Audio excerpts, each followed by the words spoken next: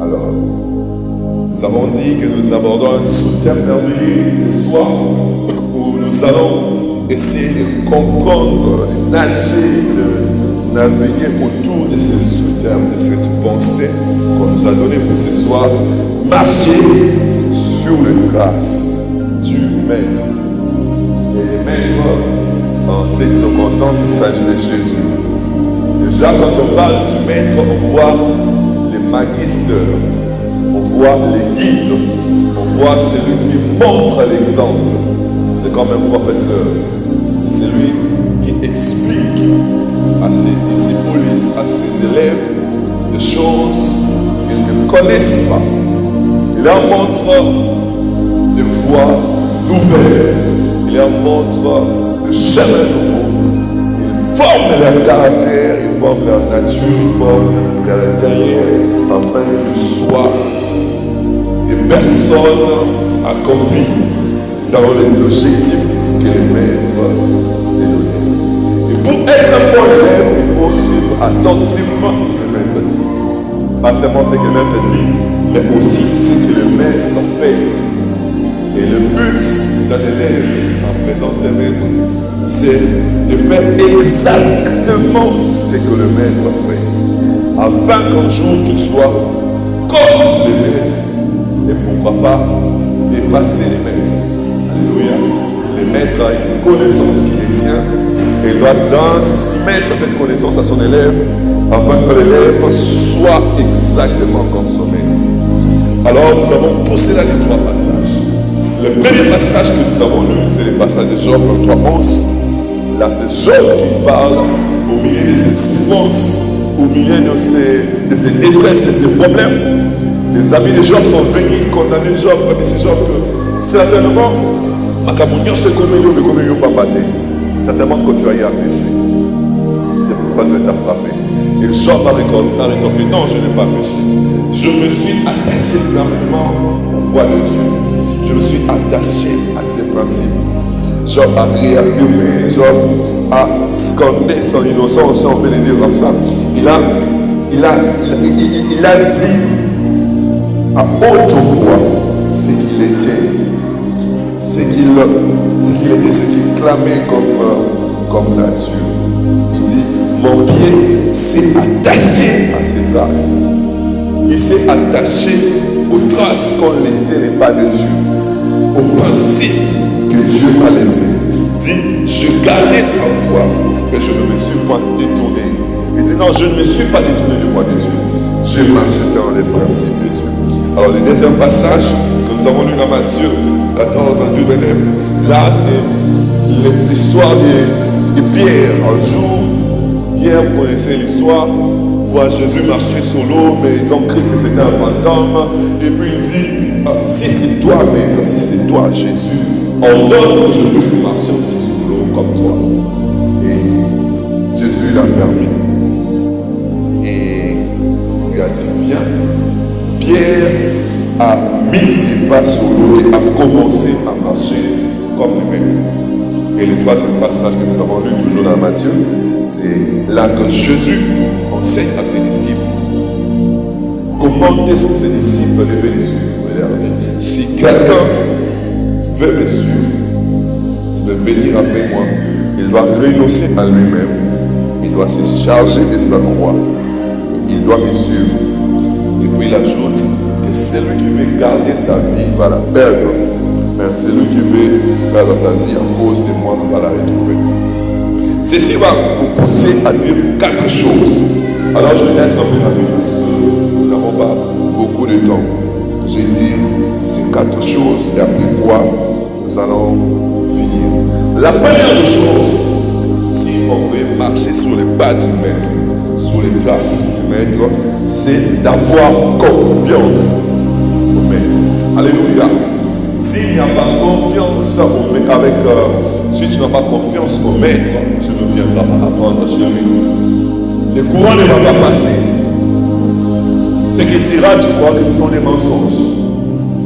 Et tu ne sauras pas faire exactement ce qu'il dit. Tu ne sauras pas faire exactement ce qu'il te montre à faire. Tu ne sauras pas bien t'appliquer dans ce qu'il te dit. Le premier élément pour toute bonne relation humaine, n'importe laquelle, il faut d'abord avoir confiance. Si vous avez la méfiance, si la méfiance domine et écrase la confiance, vous n'allez pas aller loin. Parce que vous ne verrez que la négativité dans tout ce qui se fera. Tu ne verras que le mal partout. Et comme tu ne verras que le mal partout, tu ne pourras pas avancer. Tu ne pourras pas aller loin. Alors la première des choses à respecter lorsque tu veux t'engager dans n'importe quelle relation, c'est la confiance. De la même manière, si tu veux marcher avec Dieu, l'une des premières choses que tu dois tenir comme la base, c'est d'avoir confiance en Dieu. C'est pas toujours facile d'avoir confiance en Dieu. C'est pas toujours facile d'avoir confiance au Maître. Parce que il y a des moments où les choses semblent tergiverser. Il y a des moments où des choses semblent devenir compliquées. Et c'est à ces moments-là que la confiance te permettra d'être ferme et d'aller jusqu'au bout. Si Job a pu tenir bon jusqu'à la fin, c'est parce que Job savait qu'il devait avoir confiance en Dieu. Alléluia. Malgré toute la souffrance que Job a vécue dans sa vie, il n'avait rien fait de mal. Il a marché dans les principes de Dieu, mais le malheur s'est abattu sur lui. Il a perdu tous les enfants, il a perdu tous les biens, il a perdu même sa santé.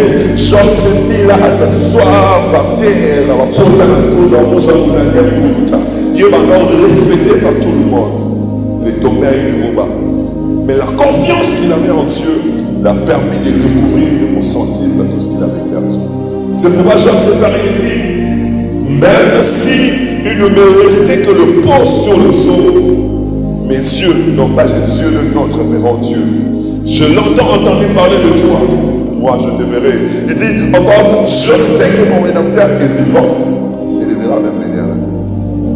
Ce sont les paroles de Job, parce qu'il avait confiance en Dieu.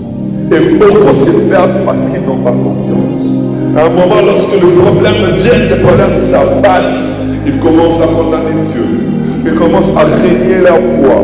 Il y a beaucoup de gens qui sont athées, ils le sont, non pas parce qu'ils ont plaisir de devenir athées, mais parce qu'ils trouvent qu'il y avait une injustice dans Dieu.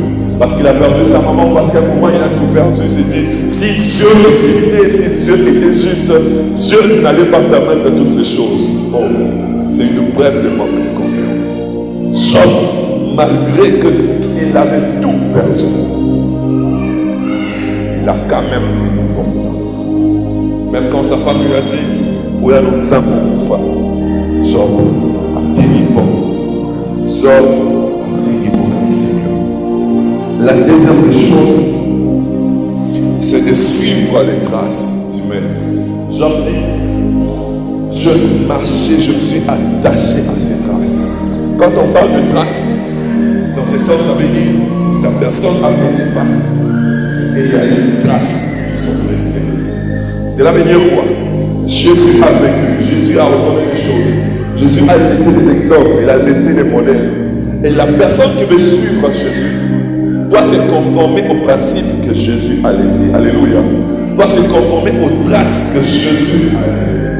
Si tu veux t'identifier comme étant une chrétienne ou un chrétien, non seulement il te faudra avoir confiance en Dieu même dans les moments difficiles, mais il faudra aussi que tu puisses agir comme lui-même a agi. Il faudra que tu puisses suivre ses traces, suivre ses principes. La Bible dit que chacun, au lieu de considérer ses propres intérêts, considère d'abord ceux des autres. Ayez en vous le même sentiment qui était en Jésus-Christ, lequel qui existait en forme de Dieu. N'a pas vu cela comme une voie arrachée d'être égal à Dieu. Qu'est-ce qu'il a fait?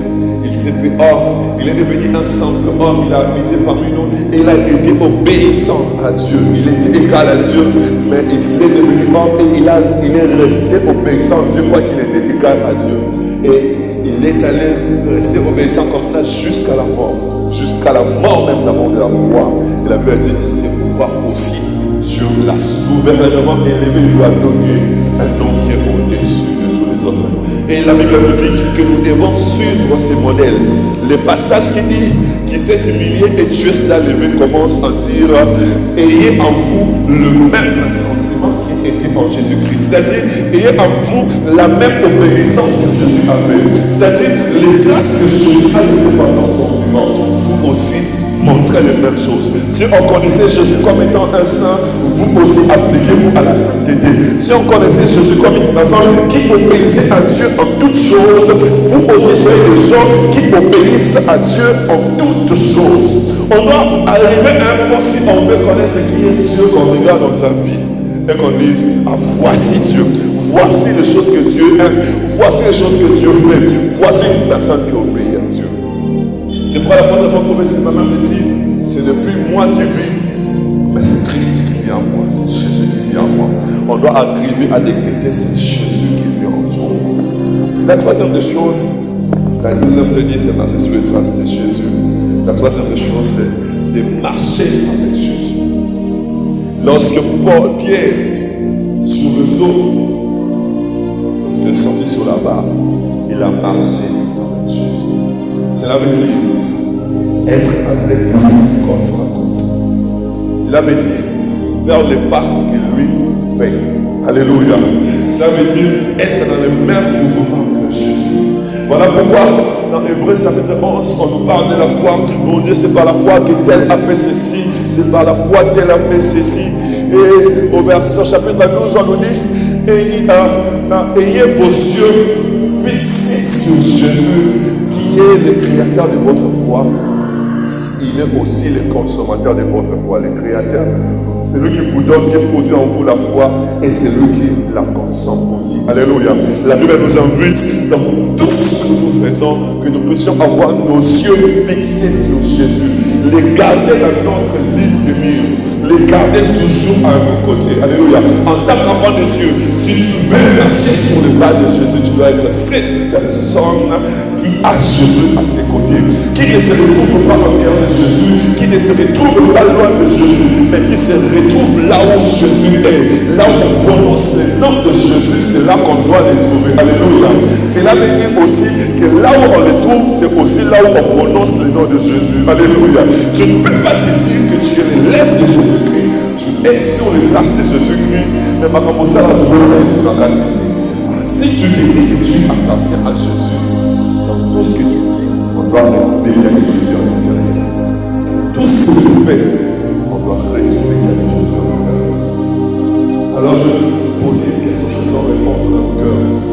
Chacun qui se la pose une question, est-ce que dans ma vie on trouve Jésus dans les cœurs? La Bible dit vous êtes le seul vérité. Si les seules personnes savaient avec quoi la rencontre. Vous êtes la lumière dans tout monde et depuis si tu es sur une montagne, une peut-être la cacher. Et puis il dit que vos bonnes œuvres soient connues de tous, afin que le monde puisse glorifier Dieu pour vos bonnes œuvres. Alléluia. Les chrétiens doivent être une occasion pour quelqu'un de glorifier les noms de Dieu. Et ça veut dire que le monde doit dire, n'abîme pas Christ, n'abîme pas Mohamed. Non. On doit être ce passage-là par lequel les hommes peuvent voir Dieu et glorifier Dieu. Ah, moi, dans ma famille, moi, dans la famille, Seigneur, je bénis ton nom à cause de la vie de cette soeur. Ah, on doit commencer à bénir le nom de Dieu à cause de ta vie. C'est cela même marcher avec Jésus. Être avec Jésus. Partout. La quatrième des choses, c'est dans le passage de Matthieu. Nous avons lu le dernier passage de Matthieu, chapitre 16, verset 24 au verset 25. Là, Jésus dit, si quelqu'un veut me suivre, si quelqu'un veut marcher avec nous, marcher sur une trace de cette vie, qu'est-ce que cette personne doit faire? Si quelqu'un veut me suivre, il doit renoncer à lui-même. Si quelqu'un veut, je vais lire ce passage, il dit, alors Jésus dit à ses disciples, si quelqu'un veut venir après moi, si quelqu'un veut venir après moi, derrière moi, si quelqu'un veut me suivre, qu'il renonce à lui-même, qu'il se charge de sa croix et qu'il me suive. Si quelqu'un veut me suivre, il doit renoncer à lui-même. Renoncer à soi-même, c'est-à-dire abandonner sa vie. Ça veut dire abandonner ses opinions. Tu ne peux pas dire que tu suis le Seigneur, mais on attend comme mobile. Nati kana mozambe. Sur la tête du Christ, tu es même dans ça là.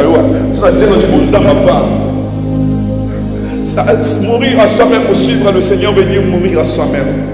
Venir qu'il ne doit pas avoir le moment où tu dis ah on a ça pour toi à l'église, maintenant tu ne pas l'église dans la même ressource. Non.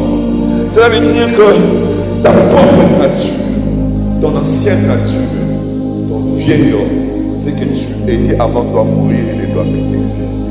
La Bible dit, ceux qui sont en Christ sont maintenant devenus une nouvelle créature. En fait, l'ancien toi qui était dans les péchés est déjà mort. Et comme il est mort, il ne va plus encore vivre parce que tu es devenu une nouvelle personne. Et ceux qui doivent suivre le Seigneur doivent être ces personnes qui ont déjà tué leur vieil homme. C'est pourquoi le verset 25 dit, car si quelqu'un veut sauver sa vie, la perdra. Si tu veux garder ta vie et garder la vie de Jésus, ça ne peut pas marcher. Il y a une vie qui doit mourir. Tu dois accepter de perdre ta vie pour que ce soit Christ qui vive en toi. Alléluia. Je ne peux pas vivre en toi et laisser Christ vivre en toi.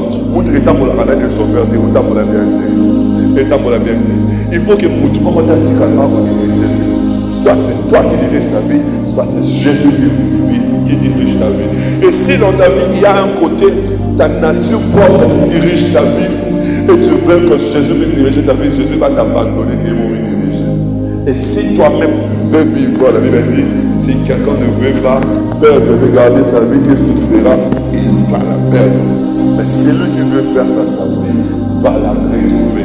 Celui qui veut perdre sa vie pour gagner celle de Christ va la retrouver. Va la retrouver. Ce soir, je suis en train de prêcher une personne et dire à une personne, accepte de mourir en toi-même. Accepte de mourir dans qui résonne à Yohana. Si les maîtres n'avaient pas répondu aux injures, le jour où les injures vont vouloir remonter dans ton cœur, il faut que nous ayons ça. Même en toi, pour pas m'injure, voilà. Dis-toi que mon maître, lui, n'avait pas répondu aux injures quand on l'injuriait. Moi aussi, je me tais.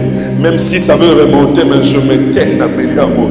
Lorsque le péché va monter, lorsque la nature pécheresse va vouloir s'exprimer en toi, je veux que cette nature meure. Je veux que cette nature meure pour que la nature de Dieu puisse vivre. Les deux natures ne peuvent pas coexister au même moment. C'est pourquoi Christ pose une question. Paul pose une question aux chrétiens de Galates. Est-ce que Christ est devenu l'ambassadeur du péché? Si en réalité c'est plus vous qui vivez, c'est Christ qui vit en vous. Et en même temps vous commettez encore des péchés. Dans le Christ qui vient en vous commettre ces péchés, il est devenu l'ambassadeur du péché. Non. Si Christ vit en vous, vous devez accepter de faire mourir votre ancienne nature. Vous devez accepter de mourir votre ancienne vie, le vieil homme. Vous devez accepter. Beaucoup de chrétiens vivent, mais ils essaient encore de garder cette nature. Vous voyez pourquoi la Bible dit, ils étaient tous sortis d'Égypte. Mais de tous ceux qui sortaient d'Égypte, seulement 2 personnes étaient en train d'entrer dans la terre promise de Canaan. Seulement Josué et Caleb. Et tous ont péri dans les déserts. Et vous savez pourquoi ils ont péri dans les déserts? Parce que quand bien même ils étaient sortis, leur cœur était resté en Égypte. À tout moment, Moïse comme ils sont les Juifs ont donné ma concombre. Les Juifs ont dit bien. Ils ont encore des souvenirs de l'ancienne vie. La Bible dit, c'est Jésus qui l'a dit. Il sera, la fin de temps sera comme au temps de Lot. Lot, sa femme et ses enfants étaient sortis de Sodome et Gomorrhe. Mais sa femme était restée figée, statue de sel. Il était sorti, mais il n'était pas sauvé, il n'était pas allé de l'autre côté. Vous savez pourquoi? Son cœur était resté dans Sodome. Abîmé, écoutez, petit galère au Talas. La Bible dit, souvenez-vous de la femme de l'autre. Ça, c'est Jésus qui l'a dit. Nombre de personnes vont faire quoi qui sont sauvées, qui sont donné leur vie au Seigneur, mais à laquelle n'ont pas donné leur vie, parce que leur cœur est encore resté dans les péchés. Ils viennent à l'église, mais leur corps est resté encore dans le monde. Ils sont à l'église, mais leur âme, leur cœur, leur nature, leur passion, leur désir, c'est encore dans le monde. Et ces personnes vont périr dans les déserts. encore dans l'Égypte, mais ils ne sont pas encore entrés dans la terre promise. Ils seront peut-être comme la femme de Lot. À confier dans son amour, dans son homme et comment on fait. Dans le côté pays, dans le côté, elle est restée statue, il est resté statue de sel. La Bible dit, c'est Jésus qui le dit, souvenez-vous de cette femme. La Bible dit, veillez à ce qu'il n'y ait personne parmi vous qui se prive de la grâce de Dieu. Le moment est venu où personne ne doit se priver de la grâce de Dieu. Ils vont prendre cette décision ce soir de nous donner à Jésus, de nous donner entièrement à Jésus et de marcher sur cette trace. Je voudrais dire à une personne, mourir en soi pour vivre selon Jésus.